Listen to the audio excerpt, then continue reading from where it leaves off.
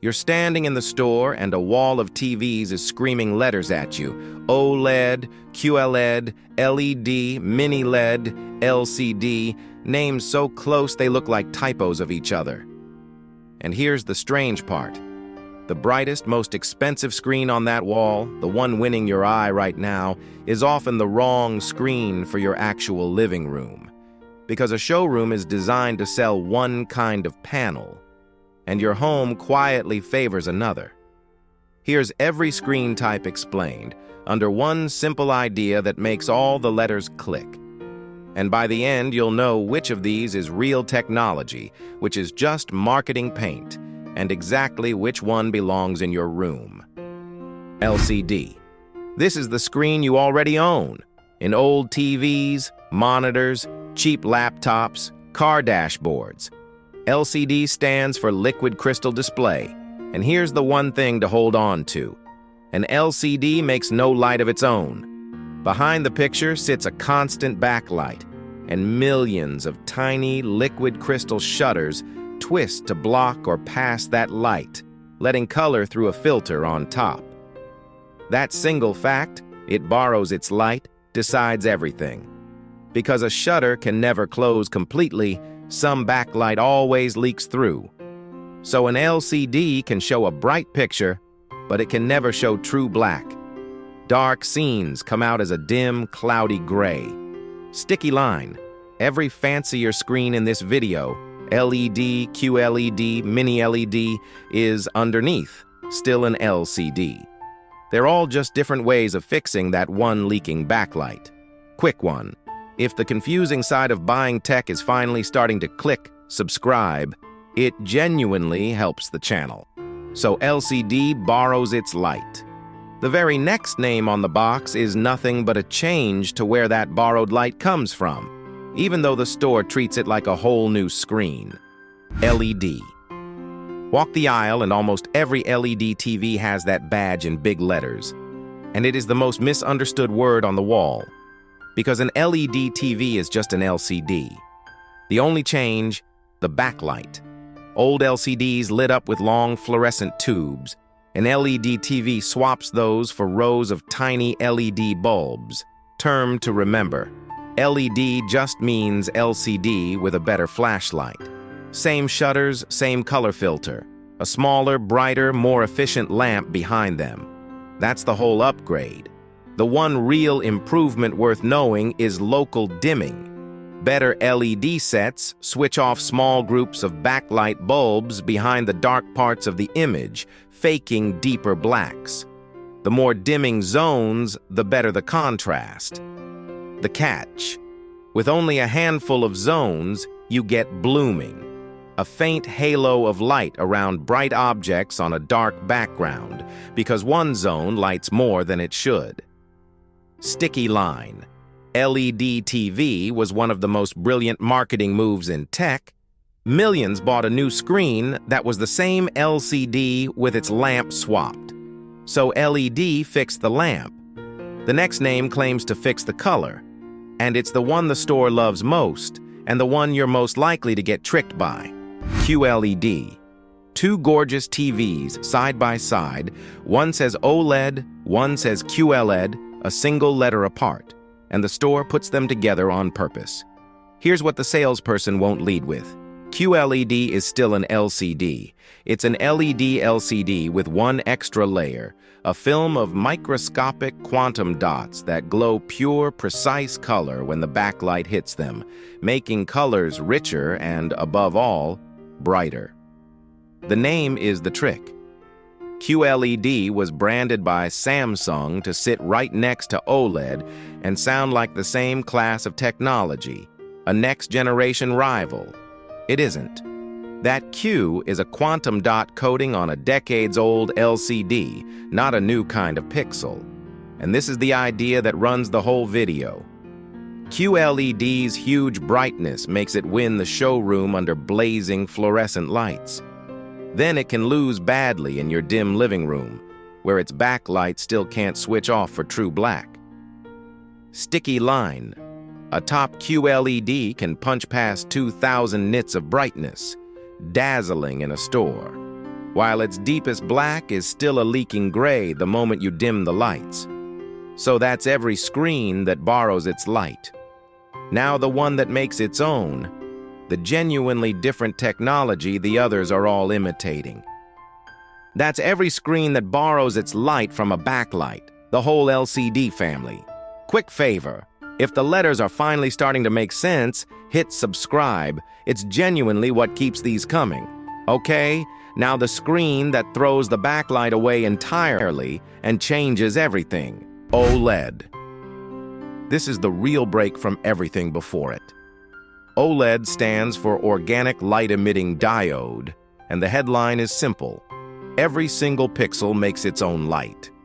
There is no backlight at all. When a pixel needs to show black, it doesn't try to block a lamp, it just switches off.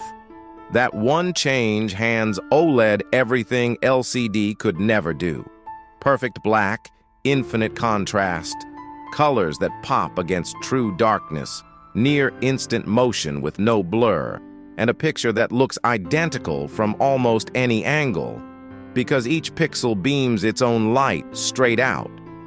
This is why film buffs and gamers obsess over it. But OLED has one honest weakness, and you should know it before you buy: burn in. Those pixels are organic. They slowly wear as they light up. Leave the exact same bright shape on screen for hours a day, a news ticker, a game's health bar, a channel logo, and over months those pixels age faster, leaving a faint, permanent ghost. The catch in plain terms, most people who just watch varied shows and films will never see burn-in.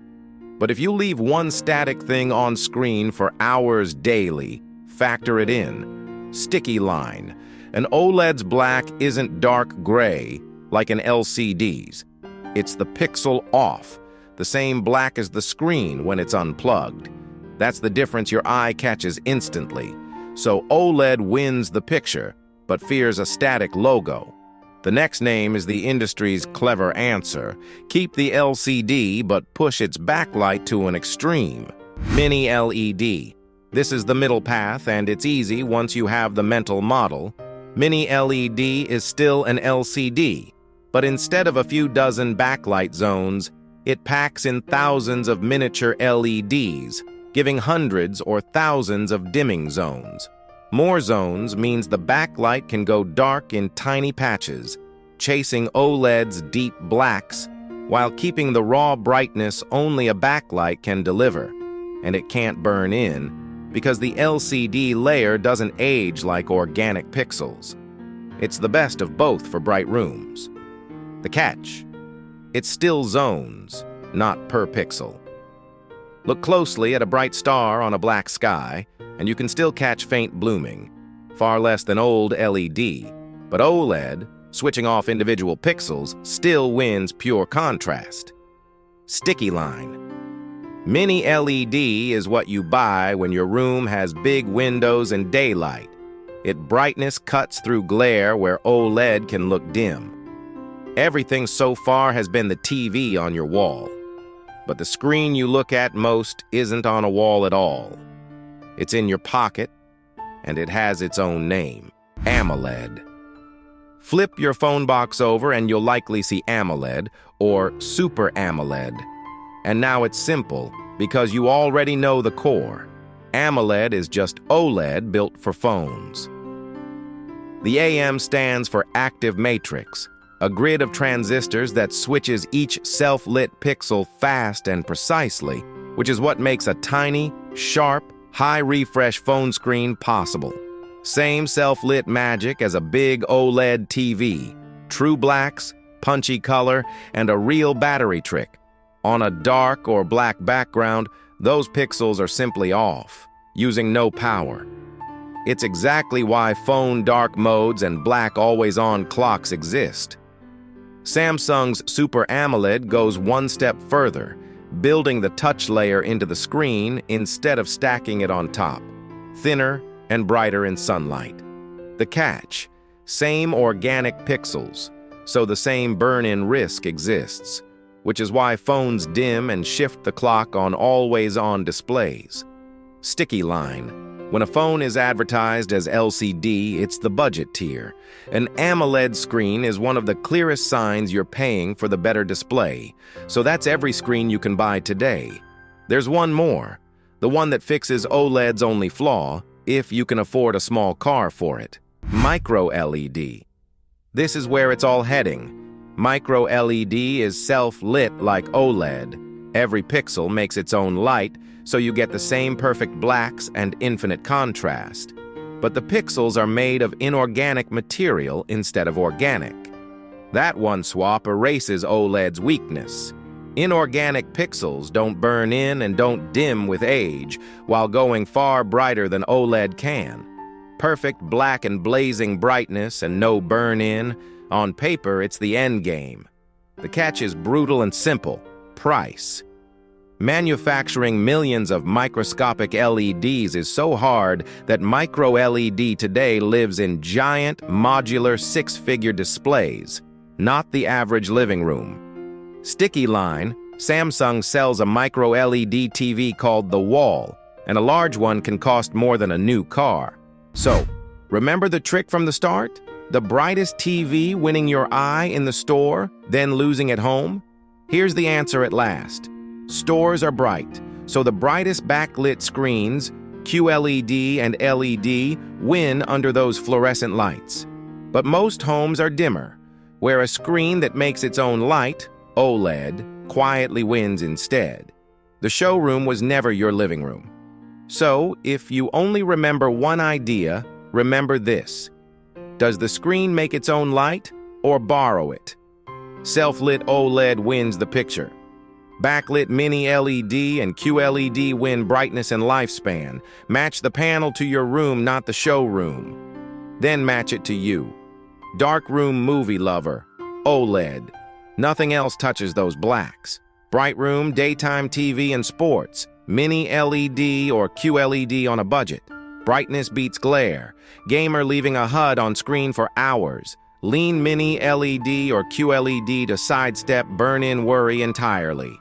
Phone buyer, AMOLED is worth paying for. An LCD phone is the budget tier. And that's every screen type. From the LCD that borrows its light, to the OLED that makes its own, to the micro LED that wants to replace them all. Next time a store wall throws QLED, mini LED, and OLED at you, you'll see straight through the letters to the one question that matters: self-lit or backlit, and which fits your room. If this finally made screen shopping make sense, subscribe. New tech explained every week. And go watch HDMI versus DisplayPort. Every display cable explained next, because once you've picked the screen, the cable you plug into it is the other thing everyone gets wrong.